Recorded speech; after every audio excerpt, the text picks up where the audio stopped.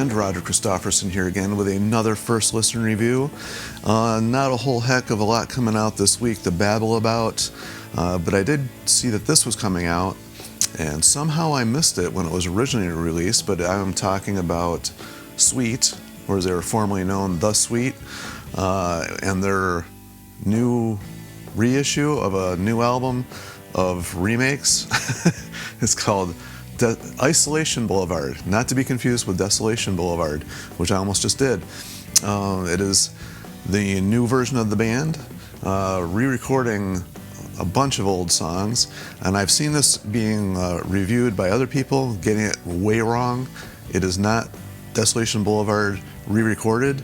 It's several songs from Desolation Boulevard and a whole bunch of other songs from different albums re-recorded. So some people are getting that wrong. So it's not the whole album of Desolation Boulevard. It is a whole bunch of different songs, 12 to be exact. And I was really eager to hear what this sounded like, because I did get their new album here. It just came out a few months ago, called Full Circle, and not super overly impressed with that one. It was good, but you know, when we're comparing it to what they have been, you know, not quite the same. It's also because it's completely different people except for Andy Scott. This is his version of the band. In this version of the band, we have Bruce Bisland on drums, who has actually been with them for quite a while now.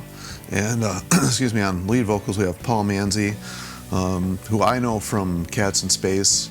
I guess he's in another band called Arena. I really like the band Cats in Space, so when I heard he was in this, he joined back in 19, I believe. Really eager to hear what he sounded like. And I somehow, like I said, I missed this album when it was first released. And then it's got Lee Small on bass, who I know the name, and the only thing I can think of is like Lionheart and Phenomena, but I know he's involved in other stuff, and nothing's really popping in my head right at the moment. But that's just the case of the olds, which I get every now and then, so it is what it is. But anyway, you know, there's been several different versions of, you know, the Sweet over the years. You know, Andy Scott's been doing his thing for quite a while now, but, you know, originally they had Brian Conley had a version of it, I think, for a while. Steve Priest did it for a while. Unfortunately, they have both passed away. Original drummer Mick Tucker has also passed away, so the only one left is Andy Scott. So, you know, it's fine that he's out there doing this, in my opinion, anyway. You know, so I really like the Sweet, whatever you want to call them. I was a big fan of the early stuff. I don't remember what the first one. I think Desolation Boulevard was the first album I got by them, if I remember correctly. I actually don't. A lot of times when I get an album, I have like a very, you know, distinct, you know, memory of when I got it. And I don't have that with these guys. I actually haven't got some of their other ones. I usually collect everything from every band that I like, and I, you know, was looking at the list, like getting ready to do this review, because sometimes I do actually do a little bit of research.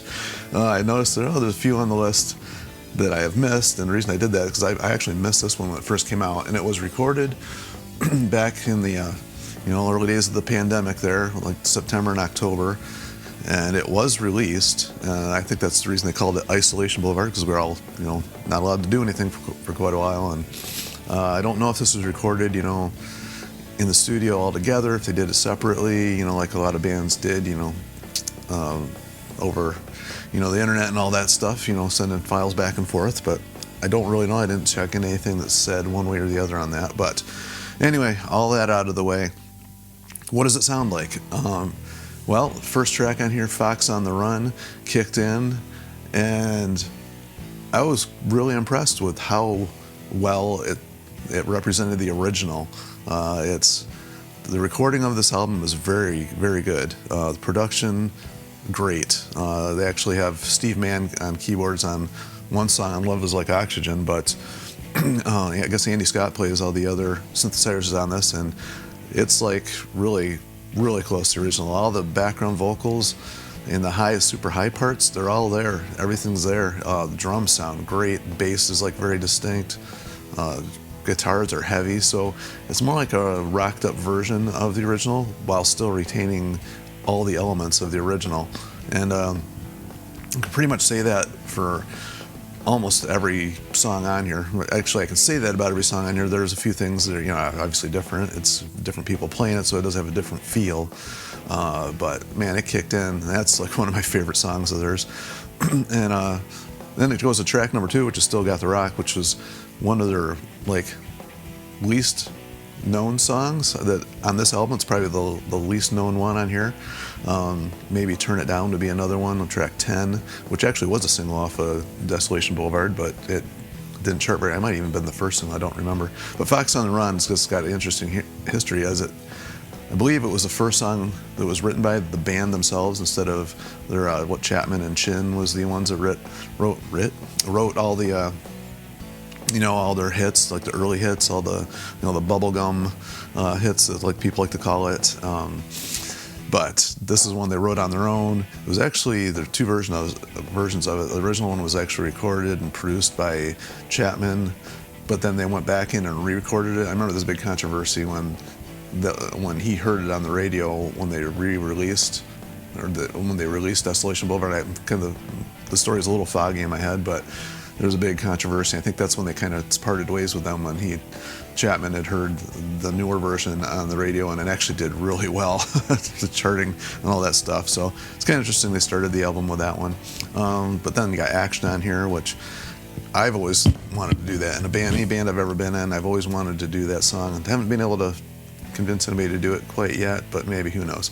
That one didn't start quite. It started a little differently, very close to the original, but once the song kicked in, it didn't have that same feel as the original did, with the guitar like just kind of building up. But that was good. Love Is Like Oxygen on here, one of their most popular songs of their later days.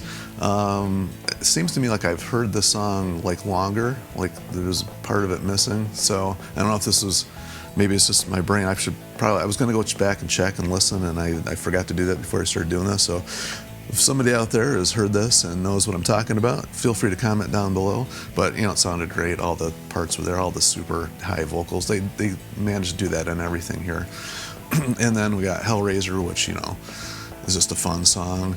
I'm not going to go through every single one because this is getting kind of long. But the 16s was also cool to have on here, because it's not one I hear people doing much at all, and that was cool to hear that on here. Then we got Blockbuster, which is also a big. Most of these were all hits, except for the couple that I did mention, Still Got the Rock and Turn It Down. Were hits, but not huge.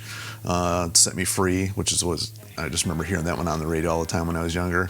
They included Teenage Rampage on here, track number 9.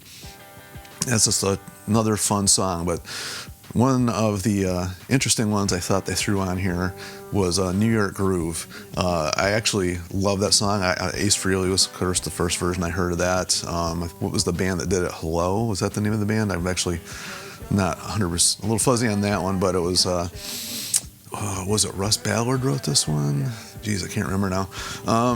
But anyway, this is a cover song that they did, and they threw it on here. They threw in a little special extra something in there a couple times, which was Alicia Keys that does that New York song. They threw that in there, just to spice it up a little bit. I would have preferred that not being in there, but I thought it was kind of funny that they did it. But I like the original arrangement of it personally, but whatever, it was fun to hear. And then they end with Ballroom Blitz, which of course was huge, and funny, the first version I ever heard of that song was Crocus's version, but it was fun to hear these guys do it. Originally, the thing I thought was funny is they didn't have Little Willie wasn't on here, and one of my favorites is Wigwam Jam. They didn't do that, but it wasn't a huge hit for them, but I would have liked to have heard that, but they didn't do it, so we got what we got, and I was actually really enjoying listening to this album. It was a good listen. It was recorded well. It was fun. I know I used to use that term a lot when I talk about some of these bands, but is it going to replace the originals? No. The original has just a feel and a sound that just kind of takes you back in time, like music does. It's a time machine. It brings you back, and it has that nostalgic feel to it. It has that initial feel and sound that we all grew up listening to. It's not going to replace that, but it was still an awesome listen. They did it really well. It's the closest thing we have to the original, and we're never going to have that because Andy Scott is the only one left, but these guys did a great job with it. I really enjoyed this, so I can't say anything better about this, anything more anyway.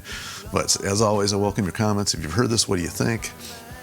You know, anything I may have forgot to mention, as always, I welcome any comments. That's what this is all about, just talking about the music and what we like. And as always, like, share, and subscribe to keep this music alive, because I would really like to hearing some more from these guys. It looks like I got a couple more I got to go get. I got a couple I missed I got to add to the collection, so I'm going to get on that. And until next time, we'll see ya.